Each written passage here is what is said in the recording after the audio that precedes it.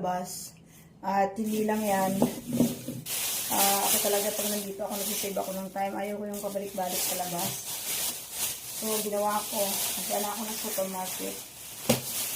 Ay. Makahanap ko ng tuyo.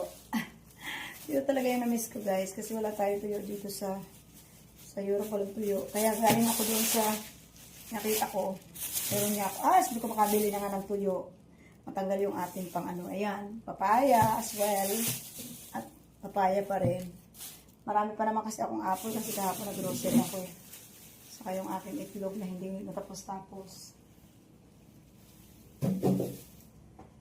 Guys, may nilakad ako ngayon guys sa aking sa SSS. So, inagahan ko. Patid ako sa driver. Mag-ano ng time. So, ang ginawa ko, dumiretso na ako sa market.